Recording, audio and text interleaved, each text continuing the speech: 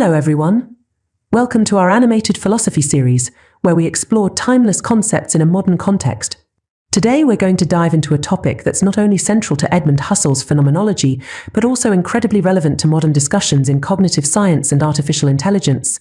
The topic is Husserl's argument against psychologists. Now, don't worry if that sounds a bit technical at first. I'm here to break it down step by step. So, let's begin by defining psychologism. Simply put, psychologism is the idea that philosophical concepts, especially those like logic, mathematics, and truth, can be reduced to or explained by psychological processes. In other words, it's the view that our mental operations, such as perception or thought, can account for the foundations of these concepts. It's almost like saying logic is just about how our brains happen to work, or that truth is a matter of how we perceive things in our minds. Now, why would anyone believe that? At first glance, it makes sense, right? Our brains are responsible for how we think, how we process information, how we make sense of the world. So why not say that the principles of logic or the truths of mathematics are really just functions of how our brains operate? Here's where Husserl steps in, and he steps in hard. For him, psychologism is a fundamental mistake. He argues that philosophy, and particularly phenomenology, his method for examining conscious experience, must remain distinct from empirical psychology. The reason? Well, for Husserl, if you reduce concepts like truth or logic to mere brain functions, you're missing something crucial. Let me give you an example to make this clearer. Imagine you're solving a math problem, like a simple equation, 2 + 2 = 4. Now, from a psychological perspective, we could explain this process by analyzing what's going on in your brain. Your neurons are firing, your memory is pulling up relevant knowledge, and your cognitive processes are engaged. But here's the thing. None of this brain activity changes the fact that 2 + 2 = 4. That's a universal truth. It doesn't depend on how you happen to process it in your mind. Whether you're a human, a machine, or an alien, 2 + 2 will still equal 4. And that's exactly the point Husserl wants to drive home. Logic, truth, and mathematical principles are not subjective. They don't depend on individual minds or the way our brains function. These are ideal truths which are valid independent of any particular person's psychological processes. Psychologism, on the other hand, would try to reduce these ideal truths to mental processes, making them relative and subjective. So why does Husserl insist that phenomenology must remain distinct from psychology? Well, psychology is an empirical science. It studies how humans perceive, think, and behave in the world. It's focused on our mental processes as biological creatures.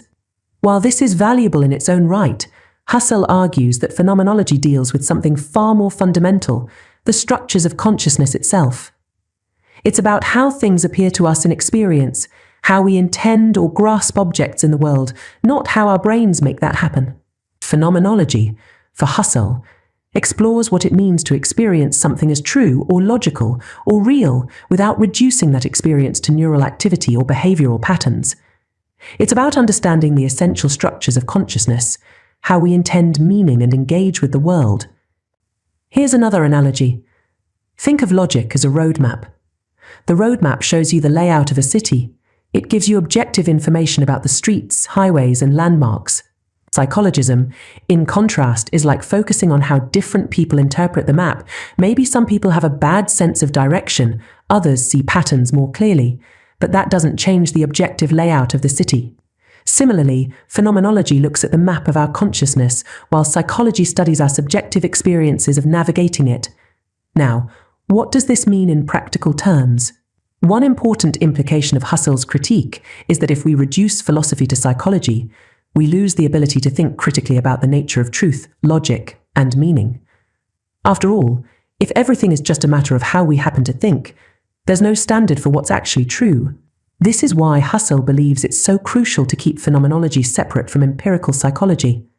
By avoiding psychologism, Husserl opens the door to a richer understanding of human experience. We can start to ask deeper questions about how we experience the world, how we grasp meaning, and how we understand the truths that transcend our subjective minds. In short, Husserl isn't interested in what's going on inside our heads when we think about logic. He's interested in what makes logic possible in the first place. Now, let's shift our focus to some more contemporary issues, especially in fields like cognitive science and artificial intelligence. These disciplines, in many ways, are grappling with the same kinds of questions Husserl tackled. For example, when we're trying to build machines that can think or reason, we have to ask, is it enough to replicate the brain's processes? Or is there something more fundamental that makes logic and thought possible, something that's independent of mere computation? In cognitive science, researchers are trying to understand the nature of consciousness. Is consciousness just a byproduct of brain activity, or is there something deeper at play? Husserl would argue that we need to look beyond the physical processes, beyond the neurons and circuits, to understand the structures of meaning and experience that make consciousness possible. Similarly, in AI, we have to ask whether machines can ever truly understand or intend meaning in the way humans do, or if they're simply mimicking the outward signs of thought without the underlying intentionality that Husserl saw as crucial to conscious experience. By critiquing psychologism, Husserl is essentially asking us to look beyond the surface, to dig deeper into the structures of experience, meaning and truth that underpin our understanding of the world. And in today's age of rapid advances in neuroscience and artificial intelligence, his insights are more relevant than ever. So, to wrap things up, Husserl's argument against psychologism is not just a technical critique of a particular philosophical position, it's a radical defense of the integrity of philosophy itself.